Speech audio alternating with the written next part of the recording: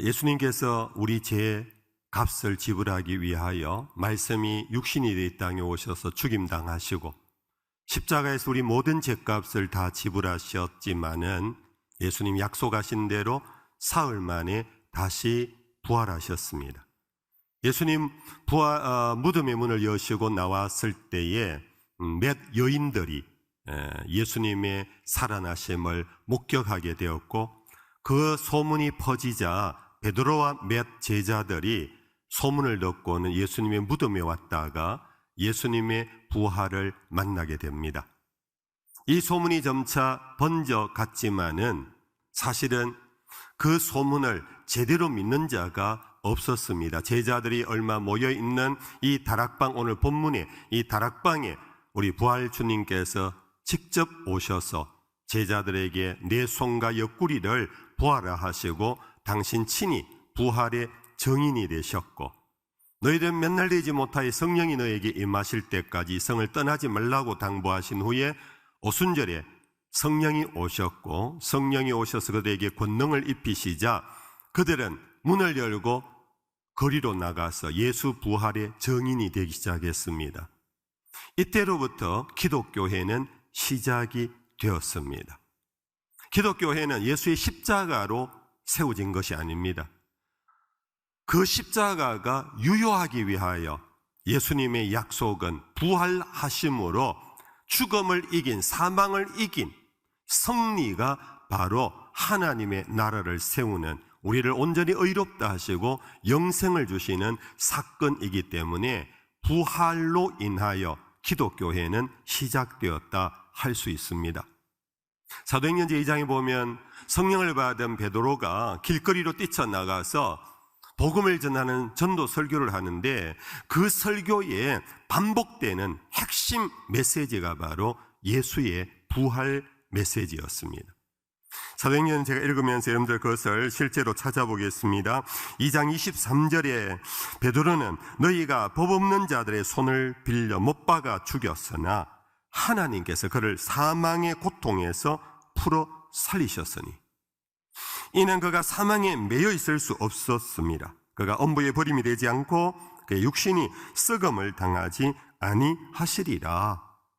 32절에 이 예수를 하나님이 살리신지라 우리가 다 이 일의 증인이로다. 35, 6절에 그런즉 이스라엘 온 집은 확실히 알지니 너희가 십자가에 못 박은 이 예수를 하나님이 주와 그리스도가 되게 하셨느니라. 베드로의 설교는요, 내가 예수의 제자로 있을 때 그분이 산상에 설교한 주옥 같은 설교가 정말 좋았다. 내 이웃을 사랑하라, 뺨을 돌려치며 맞아라, 이런 윤리적 교훈적인 설교가 아니었어요. 사도행전에는 어디에도 그런 설교가 없어요. 오로지 교회를 세워나가는 힘은 그리스도의 죽으심과 부활하심, 이 메시지밖에 없었어요. 우리 죄값을 다 지불해 주신, 죄로부터 완전히 자유케 하시고 해방시켜 주신 그리스도의 십자가의 사건과 그것이 우리에게 온전케 되었다라는 부활의 소식, 이것이 사도행전의 거의 전부였어요. 바로 이 두 가지 메시지, 십자가 부활의 이 메시지가 교회의 복음이 되었고, 이것이 모든 사람이 우리가 예수를 죽였구나, 형제 우리가 어찌할꼬 하면서 그들은 가슴을 치고 있을 때 베드로가 회개하고 주 예수의 이름으로 세례를 받으라, 그래야만 죄 사함을 받는다.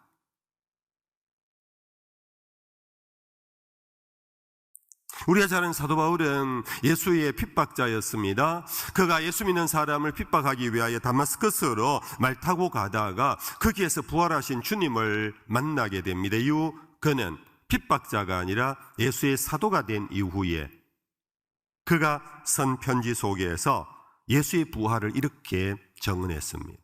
제가 한번 천천히 읽어보겠습니다. 고린도전서 제15장 14절 이하입니다.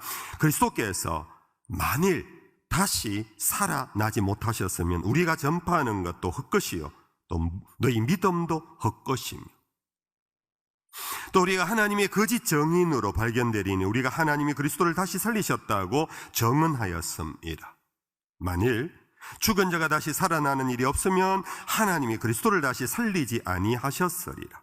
만일 죽은 자가 다시 살아나는 일이 없으면 그리스도도 다시 살아나신 일이 없었을 터이요. 그리스도께서 다시 살아나신 일이 없으면 너희의 믿음도 헛되고 너희가 여전히 죄 가운데 있을 것이요. 또한 그리스도 안에서 잠자는 자도 망하였으리니 만일 그리스도 안에서 우리가 바라는 것이 다만 이 세상의 삶뿐이면 모든 사람 가운데 우리가 더욱 불쌍한 자이니라. 그럼 우리 신앙에 있어서 부활은 신앙의 전부라고 할 수 있어요. 성경에서 다 빼고 교리에서 다 빼고 나는 모르겠다, 그거 모르겠다, 그냥 기독교가 뭐냐 한마디로만 얘기해라 라고 한다면 예수가 부활하셨다. 이 부활은 그 전제가 뭡니까? 죽음입니다. 왜 죽었느냐? 하나님이 세상을 이처럼 사랑하사 우리를 사랑하셔서 우리 죄값을 지불하기 위하여 죽으셨다가 전제되고, 그래서 하나님이 날 사랑하시고 죽으셨는데 그러나 그분이 다시 살아났다. 이것이 복음의 전부예요. 그럼 여러분들 다시 오늘 부활절이라고 와서 부활절을 생각하는 것이 아니라 사실 우리 기독교회는요, 과거 마지막 날 제7일 그날이 안식일 아닙니까? 구약의 율법이 안식일법은 토요일입니다. 근데 어떻게 해서 토요일 후 주일 썬데이가 우리의 예배일이 되었느냐? 그것은 바로 그리스도의 부활날이기 때문에, 안식 후 첫날 그리스도께서 다시 부활하심으로 이 부활이야말로 모든 것을 새롭게 하고 모든 것을 변하여 하나님의 나라가 되는 그 핵심 사건이 예수의 부활이에요. 그래서 우리는 1년에 한 번 부활절을 드리는 것이 아니라 기독교는 사실 주일마다 모여 예배 드리는 것이 뭐냐? 우리 주님 부활하심을 축하하고 기념하고 그 부활을 나의 부활인 것처럼 살아가려고 하는 것, 그것이 바로 주일 예배의 의미인 것입니다. 오늘 보면은 이러한 과정 속에서 예수님께서 몇 제자들이, 몇 여인들이 예수의 부활을 목격하고 경험해서 퍼뜨린 소문, 그 소문을 이래저래 듣고는 제자들이 모여 마가라는 사람의 집의 다락방에 응거하고 있었어요. 지금도 예수가 죽은 지 얼마 되지 않았기 때문에 예수를 죽이려고 했던 그 극렬 유대인들, 유대교인들이 저도 예수와 함께 따라다니던 사람이다 하고 지목을 하면은 이 제자들도 마찬가지 잡혀서 십자가에 죽임당할 수 있기 때문에 예수의 제자들은 두려워서 길거리에 다니지를 못했어요. 그래서 그들은 어느 집에 들어와서 문을 꼭 닫은 다음 들은 얘기를 갖고 군시렁 이야기를 나누었어요. 제가 조금 각색을 합니다. 야야, 니도 들었나? 예수님 살아났다던데. 무슨 소리 하노? 나는 내 눈으로 안 보는 이상 못 믿는다. 어떻게 그렇게 가능하노? 에? 우리 예수님 정말 대단한 분인 것은 우리는 안다. 그렇지만 예수가 죽었다가 한 1시간 만에 깨어나면 졸도했다가 일어났겠구나 하고 우리는 인정할 수 있지만, 예수가 무덤에 들어가서 장사 치른 지 벌써 3일이 지나서, 그런데 이미 시신은 썩어. 그게 뭐 다시 살아났다고? 가당치도 않는 말 하지 마라. 아니 베드로가 봤대. 베드로 말이라고 다 믿을 거 있어? 아니 예수님을 따라다니던 그 여인들이 봤대. 그 여인들 평소에 예수님 얼마나 좋아했냐, 예수 얼마나 사랑한 여인들이냐. 그래서 무덤에 갔다가 너무너무 사랑한 나머지 헛것 보고 왔을 거야 아마. 예수님 살았으면 예수님이 살아있는 것처럼 아마 환상을 보고 왔을 거야. 그러니까 틀린 말이다, 그거 진짜 아니다 라고 자기들끼리 군시렁 하는 아마 그런 모습. 왜냐하면 그들은 지금도 문을 꼭꼭 걸어 잠그고 그들끼리 앉아서 있는 모습은 이렇게 추측할 수밖에 없는 상황 아니겠습니까? 왜냐? 예수님이 죽었기 때문에. 죽음은 세상을 이렇게 만듭니다. 내가 사랑하고 존경하고 내가 따르던 그분이 죽으면은 하늘이 무너집니다. 가정의 아버지가 돌아가십니다. 어린 자녀 그리고 아내는 하늘이 무너집니다. 죽음은 바로 그만 죽는 것이 아니라 주변 많은 사람을, 환경을 그렇게 만들어버립니다. 바로 이때 예수님께서 그들 가운데 들어오셨습니다. 문은 굳게 닫혔는데 예수님이 부활의 영체니까 부활의 영체에는 시공간을 초월했습니다. 문이 닫혔지만 들어오신 것이 바로 부활체입니다. 예수님께서 쑥 들어왔습니다. 여러분들 그때 제자들의 반응은 어떠했을까요? 여러분들 그림을 한번 그려보세요. 두 번째 도화지를 갖고 그림을 한번 그려보세요. 이제 예수님께서 쑥 들어오셨습니다. 제자들만 있던 모습은 앞서 그런 모습이었습니다. 그런데 예수님이 쑥 들어왔습니다. 그때 제자들의 반응은 어떤 모습으로 그려질 것 같습니까? 아, 예수님이다! 갑자기 막 얼굴이 밝아지고 막 예수님을 막 와서 막 안고 이랬을까요? 조금 전보다 제 생각에는 이 제자들은 더 극단의 공포에, 불안에 빠져갈 것입니다. 왜냐?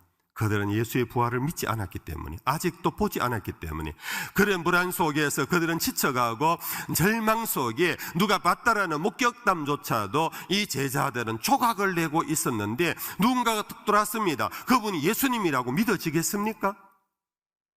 뭔가 혹 들어오긴 들어왔는데 그때 제자들에게는 공통적으로 무엇을 느꼈겠습니까?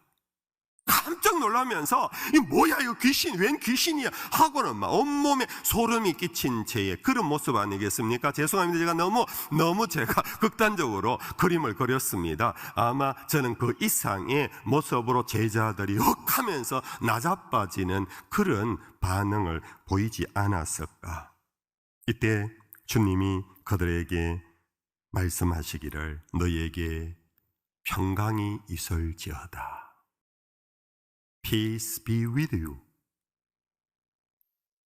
근데 이 모습을 오늘 본문에서는 이렇게 기록하고 있습니다. 이날 곧 안식 후 첫날 저녁 때 제자들이 유대인들을 두려워하여 모인 곳에 문들을 닫았더니 예수께서 오사 한가운데 서서 이러시되. 오늘 제자들을 찾아오신 부활하신 예수님이요, 바깥에서 문을 여봐 나야 나 예수야 이러면서 문 두드리고 들어오지를 않았어요. 여러분들 만약 그랬다면 안에 있던 제자들은 정말 혼비백산, 이거 뭐야 예수래, 죽은 유령이 나타나서, 그러면 여러분들 그 안에서 제자들이 아마 놀라서 도망을 쳤을 거예요. 예수님께서 어쨌든 부활의 주님이니까 문도 안 연 채 들어오셨어요. 그런데 문 곁에 서가지고, 저 문 곁에 서가지고 얘들아 나야 이랬을까요? 그러면 제자들은 한쪽 구석으로 확 몰렸을 거예요. 여러분들 이거 별것 아닌 묘사지만은 저는 이 속에서 굉장히 큰 우리 주님의 사랑을 느껴요. 절망 속에 있는 제자들, 풀이 죽어있는 제자들, 어깨가 처져 있는 제자들, 더 이상 살 소망이 없는 제자들, 문 바깥에서는 자기를 죽이려고 하는 모든 적군들이 그들을 우겨사고 있는 상황에 있는 제자들. 예수님은 그들 가운데 들어와서 서서 말씀하시기를 너희에게 평강이 있을지어다. Among them, 영어 번역에서는 among them, 그들 가운데 서서. 여러분, 이것은 단순한 공간의 어느 원의 원점을 의미한다기보다 그들의 삶 속에 들어왔다는 겁니다. 불안의 한가운데 들어왔다는 겁니다. 공포의 한가운데 들어왔다는 겁니다. 정말로 어찌할 바를 모르는 절망 속의 한가운데로 들어왔다는 겁니다. 여러분들, 지금도 우리 주님은 우리의 한가운데로 들어와 계십니다. 여러분들의 삶의 한가운데 계십니다.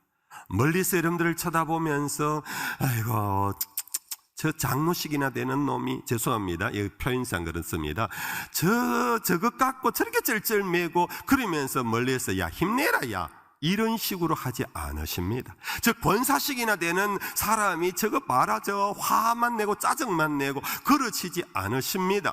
주님은 우리의 형편을 다 아시고 내 고통의 어두움의 절망의 한가운데로 들어오시는 분, 그분이 바로 우리의 주님, 부활하신 예수님이십니다.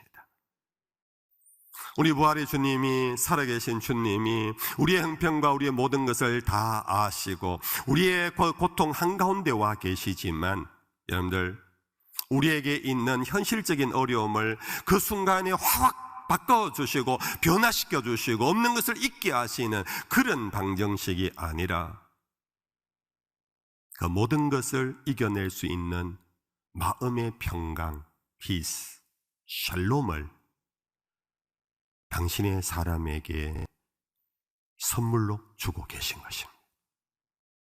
사도 바울을 통하여 주님은 우리에게 이렇게 말씀하셨습니다. 우리가 잘 아는 말씀입니다. 우리 함께 한번 읽어보겠습니다. 함께 빌립보서 말씀입니다. 같이 읽어봅시다.